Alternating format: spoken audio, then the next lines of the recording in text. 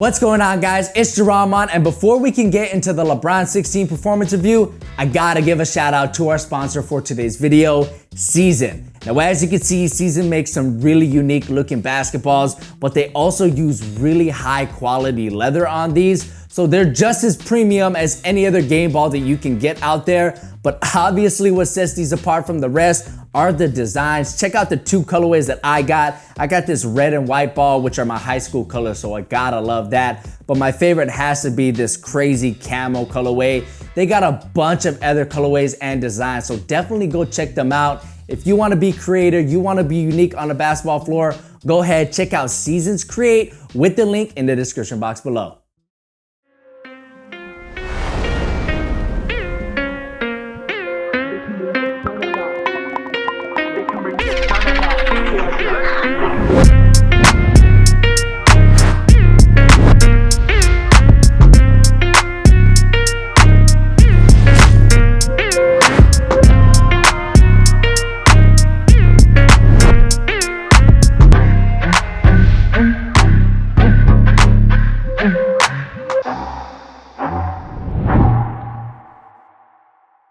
All right, so here we go, guys, the performance review for the Nike LeBron 16, but I have to ask a question first.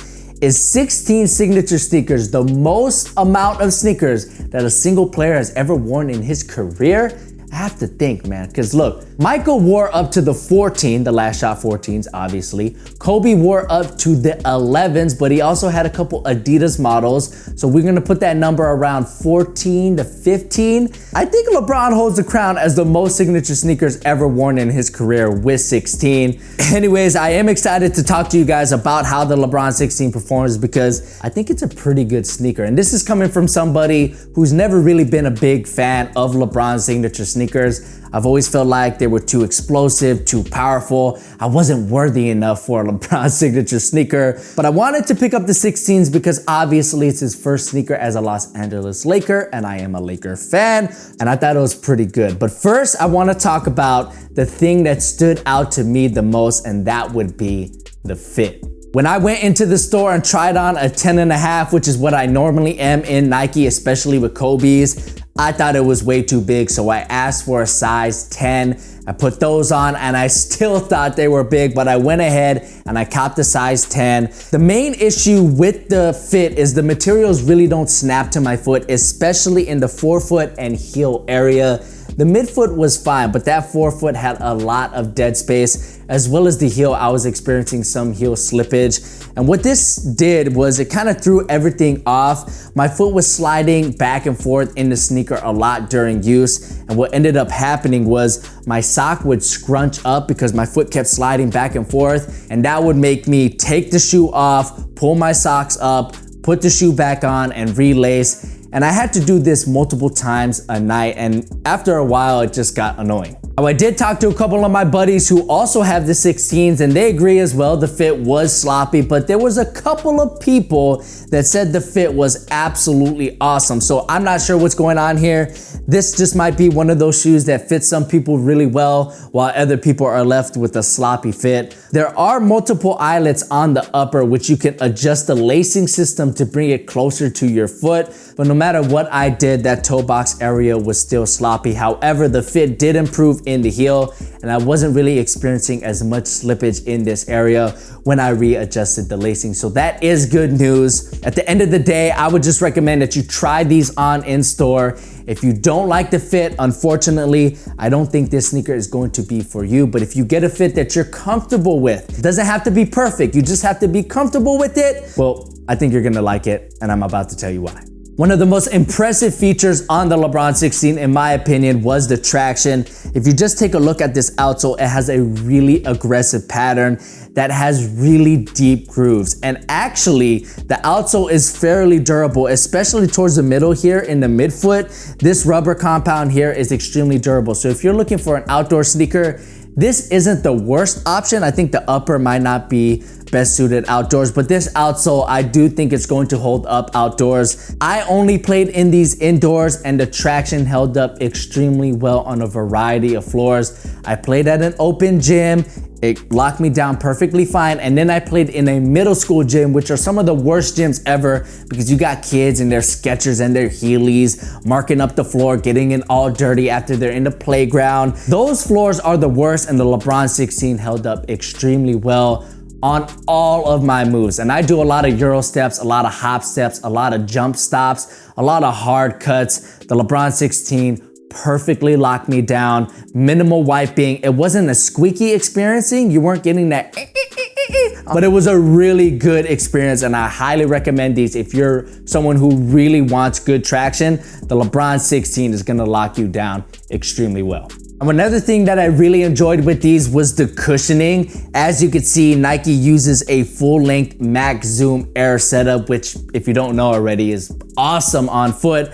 But in years past, especially with LeBrons, you can tend to feel a little unstable out there with a unit that's this large. But this time around with the LeBron 16, I did not feel that way whatsoever. And a huge reason for this is because on each of these little sections where the midsole meets the outsole, Nike added a little outrigger there, and that really helps flatten out the midsole for added support during those side to side and lateral movements. Now, as for how the cushioning actually feels on foot, it isn't as an explosive setup as what was used on the LeBron 15, but you still are getting a good amount of bounce, which feels really nice, especially when I was gliding down the floor and attacking the basket on a fast break. But this time around, it is firmer. It is a little faster than what was used in previous LeBrons. But overall, it still is a very versatile setup. So if you've been hesitant in years past to try a LeBron sneaker because they've been too bouncy, too powerful, or too unstable,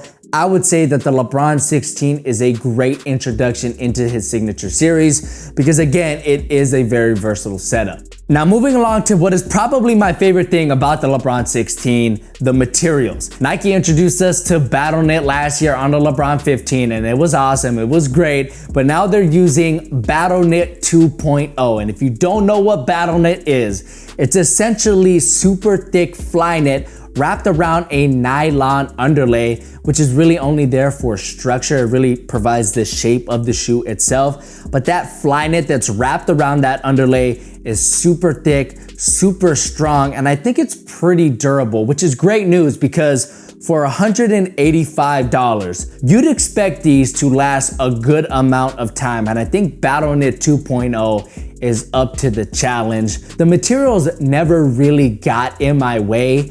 In a way, they were invisible in a good way. Like, I never thought about the materials being there. They just did their job. They protected and supported my foot while being extremely comfortable and soft at the same time. And it got better the more I wore it. All that heat in the sneaker itself really softened up the materials really nicely. It was a really great experience. The materials are definitely a standout feature with the LeBron 16. Battle Knit is here to stay. All right, so at the end of the day, do I recommend the LeBron 16?